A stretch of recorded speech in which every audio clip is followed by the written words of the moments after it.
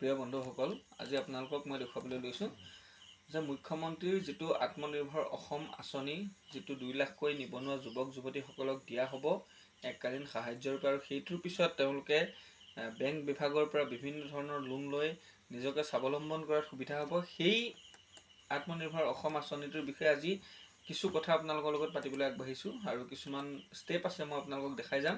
আৰু ইয়াতে কিছুমান এডমিটো থাকে, আৰু এডমিট ডাউনলোড কৰি আপোনালোকে এটা ইণ্টাৰভিউ কৰিব লাগে বা কেনেকৈ কৰিব লাগে, আৰু সেই ইণ্টাৰভিউবোৰত আপোনালোকক কেনেকুৱা ধৰণৰ কুৱেশ্যন বা কি আপোনালোকে ডকুমেণ্ট নিব লাগিব, আজি সেইখিনিৰ ওপৰত মই আপোনালোকৰ লগত আলোচনা কৰিবলৈ লৈছোঁ। তো গাইছ, আপোনালোকে ভিডিঅ'টো কোনো ধৰণৰ স্কিপ নকৰাকৈ চাই যাব। আৰু মই আজিৰ ভিডিঅ'টো আৰম্ভ কৰাৰ আগতে আপোনালোকক কৈছোঁ যে মোৰ চেনেলত যিসকল নতুন আহিছে তেওঁলোকে চেনেলটো ছাবস্ক্ৰাইব কৰি কাষত থকা বেল আইকনটো দবাই ৰাখিব, যাতে মই দিয়া ভিডিঅ'খিনি আপোনালোকে খুব সোনকালে পায়। আৰু গাইজ, মোৰ ভিডিঅ'টো লাইক কৰিব আৰু ভিডিঅ'টো শ্বেয়াৰ কৰিব, যাতে সকলোৱে গম পায়। কাৰণ যিসকল লোকে আত্মনিৰ্ভৰ অসম আঁচনিখন এপ্লাই কৰিছিলে তেওঁলোকৰ বাবে বিশেষ সুবিধা হ'ব। তো গাইজ, মই আৰু এটা কথা আপোনালোকক কৈ ল'ব বিচাৰিছোঁ যে মুখ্যমন্ত্ৰীৰ স্বয়ং আঁচনি, যিখন আত্মনিৰ্ভৰ অসম আঁচনি, এই আঁচনিখন একচুৱেলি প্ৰথম অৱস্থাত সীমিত লোকৰ বাবেহে দিয়া হৈছিল। সীমিত লোক নহয়, আচলতে সীমিত কিছুমান ব্যৱসায়ৰ বাবেহে দিয়া হৈছিল। কিন্তু পৰ্যানুক্ৰমে সেই আঁচনিখন বিভিন্ন ধৰণৰ ব্যৱসায়ৰ লগত জড়িত হোৱাকৈ অসম চৰকাৰে আপোনালোকলৈ মুকলি কৰি দিলে। আৰু একেবাৰে শেষত আপোনালোকে সকলো ধৰণৰ ব্যৱসায় তাত ইনক্লুড কৰিব পৰা হ'ল, আৰু আপোনালোকে এপ্লাই কৰিব পৰা হ'ল। কিন্তু এপ্লাই কৰিলেই যে আপোনালোকে 2 লাখ টকা পাব সেইটো নহয়। গতিকে তাৰ বাবে আপোনালোকৰ এটা এডমিট কাৰ্ড আহিব, আৰু এডমিট কাৰ্ডটো কেনেধৰণে ডাউনলোড কৰিব বা কি কৰিব লাগিব, আৰু আপোনালোকে কেনেধৰণে তালৈ গৈ ক'ত গৈ আপোনালোকে কি ইণ্টাৰভিউ দিব লাগিব বা কেনেকুৱা ধৰণৰ কুৱেশ্যন আপোনালোকলৈ আহিব বা কি নথি পত্ৰ নিব লাগিব, সেইখিনি বিষয়ে আলোচনা কৰোঁ। তো গাইজ, ভিডিঅ'টো কোনো ধৰণৰ আপোনালোকে স্কিপ নকৰাকৈ চাই যাব, মই আপোনালোকক সম্পূৰ্ণৰূপে দেখাই যাম। তো গাইজ চাওক, প্ৰথম ইয়াতে চাৰ্চ কৰিম আত্মনিৰ্ভৰ অসম। ইয়াতে চাওক, মই চাৰ্চ কৰাই আছে অলৰেডি। তো গাইজ, ইয়াতে মই আত্মনিৰ্ভৰ অসম চাৰ্চ কৰিলোঁ।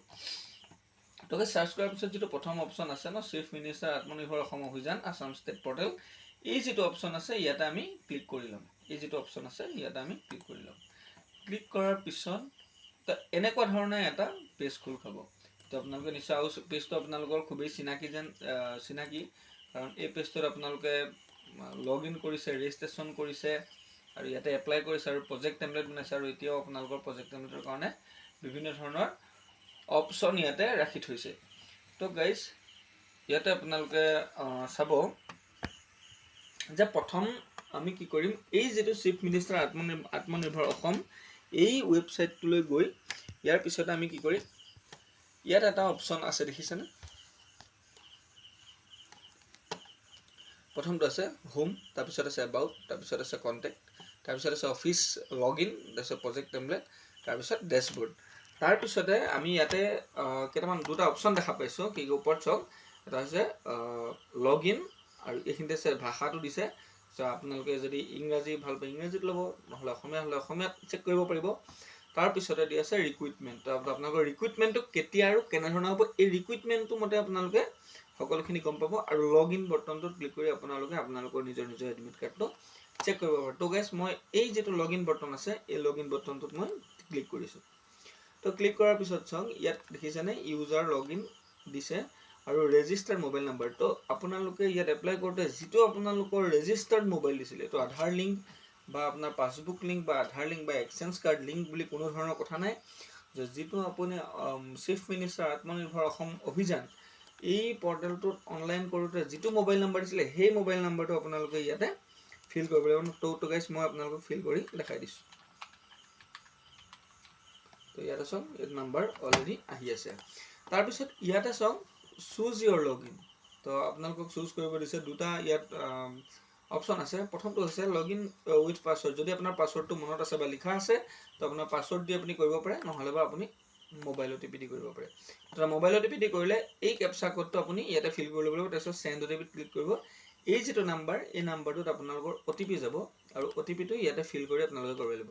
কিন্তু যিহেতু আমাৰ হাতত বৰ্তমান পাছৱৰ্ড আছে, গতিকে আমি কি কৰিম, তো আমি নাম্বাৰটো চেঞ্জ হৈ গৈছে।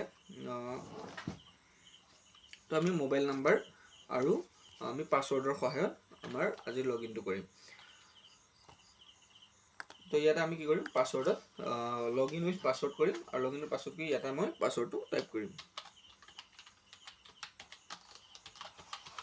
তো পাছৱৰ্ডত ক্লিক কৰিলোঁ আৰু পাছৱৰ্ড দিলোঁ তাৰপিছত আমি কি কৰিম ইয়াত যেটো কেপচা কোড দি আছে সব কাষত যেটো কেপচা কোড দি আছে এই যেটো কেপচা কোডটো আমি ইয়াতে ফিল কৰি লম সেম টু সেম কৰিব লাগিব তো আমি ইয়াতে ফিল কৰিলোঁ ফিল কৰাৰ পিছত এই যেটো লগইন বটন আমি লগইন বটনত ক্লিক কৰিম তাৰপিছত ক্লিক কৰাৰ পিছত এনে ধৰণৰ এটা পেজ খোল খাইছে আৰু ইয়াতে আহিছে সব welcome to Brash Barua you have been successfully enrolled in the chief minister Atmanirbhar Asom অভিযান তো আপুনি এনৰোল যে কৰিছিলে সেই কথাটো আহিছে আৰু প্ৰথম যে আপুনি ৰেজিষ্ট্ৰেচন কৰিছিলে সেই ৰেজিষ্ট্ৰেচন নম্বৰটো ইয়াত আহিছে তো স্কিমটো নাম আছিলে registration form of chief minister Atmanirbhar Asom অভিযান আৰু সাবমিশন কেতিয়া কৰিছিলে সেইটো হৈছে গতিকে এই যেটো ৰেজিষ্ট্ৰেচনৰ আপোনালোকৰ ষ্টেটাছৰ যেটো সাবমিটেড যেটো আপোনালোকৰ একনলেজমেন্ট হয় এই একনলেজমেন্টটো আপোনালোকে প্ৰথম ইয়াতে ডাউনলোড কৰি ল'ব ডাউনলোড আৰু ইয়াতে মই কৰিলোঁ কি ভিউ কৰিলোঁ তো ইয়াতে চাল এইটো আছিলে প্ৰথম আপোনালোকৰ একনলেজমেন্ট তো প্ৰথম এইটো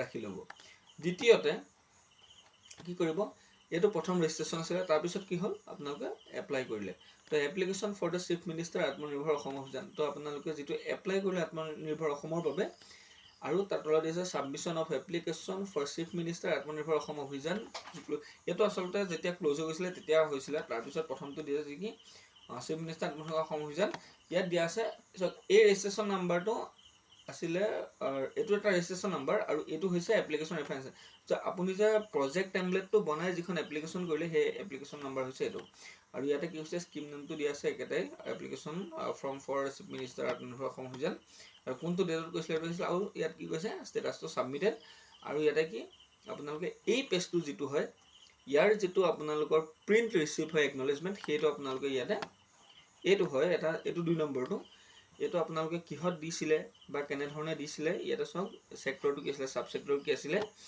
এই লিষ্টখন আপোনালোকে হাতত উলিয়াই ল'ব লাগিব প্ৰথম কথা তো আপোনালোকে এইখন হাতত লৈ ল'ব লাগিব তাৰ পিছত কৈছে কি dear applicant you have been scheduled for an interview on 3/5/2024 afternoon at district veterinary office Jorhat তো গাইছ ইয়াতে যেটো ডেটত আপোনালোকৰ ইন্টাৰভিউ থাকে সেই ডেটৰ আগদিনাখন আপোনালোকলৈ এই মেছেজটো পঠিওৱা হয় যে আপুনি এটা এডমিট কাৰ্ড ডাউনলোড কৰক আৰু এডমিট কাৰ্ডটো ডাউনলোড কৰি আপুনি ইয়ালৈ আহক আৰু আপোনাৰ ওপৰত ইন্টাৰভিউটো দিয়ক তো গতিকে সব এটো যেটো আপুনি আমি এটা চাই আছো হেখেতে ডায়েৰী ফাৰ্মত এপ্লাই কৰিছিলে যেহেতু ডায়েৰী ফাৰ্মৰ বাবে তেওঁ কি হৈছে ডিস্ট্ৰিক্ট ভেটেৰিনাৰী অফিচত কাইলৈ ইন্টাৰভিউটো হ'ব তো গাইজ কি কৰিব লাগিব আমি ইয়াতে ক্লিক হিয়াৰ টু ডাউনলোড আমি এই ইয়াতে কি কৰিব লাগিব ডাউনলোড কৰিব লাগিব তাৰ পিছত ডিক্লিমিনাৰ দিছে বাই চেকিং দ্য চেকবক্স এই চেকবক্সটো আমি ক্লিয়াৰ কৰিম তাৰ পিছত আমি কি কৰিম ডাউনলোড এডমিট কাৰ্ড সো আমি ডাউনলোড এডমিট কাৰ্ডত ক্লিক কৰিলোঁ তাৰ পিছত স্ক্ৰল ডাউন কৰিলোঁ ইয়াত দিছে interview letter for chief minister Atmanirbhar Asom Abhiyan হৈছে আৰু ইয়াত দিছে your application have been has been shortlisted for Chief Minister Atmanirbhar Assam Abhijan. In the regard, you are requested to attend the interview as per schedule below. তো তলত দিয়া ধৰণে আপোনালোকে ইন্টাৰভিউত include হ'বলৈ মই দেখাই দিছো দেই প্ৰথমতে নামটো আহিছে তাৰপৰা এপ্লিকেশন আইডি এইখনটো নিব লাগিব তাৰ লগত সেই দুখন আপোনালোকে নিব লাগিব আৰু আপোনালোকক কি লাগিব তো ইম্পৰ্টেন্ট পইণ্টছ ইয়াতে কেইটামান পইণ্ট দিছে ইম্পৰ্টেন্ট আৰু সেইকেইটা মই আপোনালোকক কৈ দিছো যে আপোনালোকৰ যেটো পাৰ্মানেন্ট ৰেসিডেন্স সাৰ্টিফিকেট বা আপোনালোকৰ যেটো আধাৰ কাৰ্ড সেই আধাৰ কাৰ্ডটো আপুনি তালৈ নিব লাগিব লগতে আপোনালোকৰ দুকপি বা একপি পাছপোৰ্ট সাইজ ফটো আপোনালোকে ব্ল্যাক পেনটো নিজৰ লগত নিয়াটো খুবেই প্ৰয়োজনীয় আৰু আপোনালোকৰ আইডেন্টিটি প্ৰুফৰ কাৰণে পান কাৰ্ড বা ভোটাৰ কাৰ্ড ইউজ কৰিব পাৰে আৰু লগতে আপোনালোকে ইয়াৰ যেটো আপোনালোকে প্ৰজেক্ট টেমপ্লেট ব্যৱহাৰ কৰিছিলে হেতুটো স্ক্যান কপি কৰি আপলোড কৰিছিলে সেই প্ৰজেক্ট টেমপ্লেটটো আপোনালোকে লগত লৈ যাব লাগিব আৰু লৈ যোৱাৰ লগতে আপোনালোকে কৰিব লাগিব আপুনি যোনটো বিভাগত আত্মনিৰ্ভৰৰ কাৰণে এপ্লাই কৰিছে সেই এপ্লাইটোৰ ক্ষেত্ৰত আপোনাক কিছু প্ৰশ্ন খুদিব বা আপুনি ধৰক ডায়েৰী ফাৰ্মৰ বাবে দিলে ডায়েৰী ফাৰ্ম আপুনি কেনে ধৰণে পঢ়িছে বা কেনে ধৰণে কৰিছে আপুনি প্ৰজেক্টটোত যেনে ধৰণে আপুনি দিছিলে তেনে ধৰণে ঠিক আপুনি ইয়াত কৰিব লাগিব বা ইয়াত তাত কাইলৈ আপোনাৰ ইন্টাৰভিউ দিনা আপুনি সকলোখিনি কথা জনাব লাগিব আৰু তেতিয়াহে আপোনাৰ তেওঁলোকে যদি এপ্ৰুভ কৰি দিয়ে তাৰ পিছত আপোনাৰ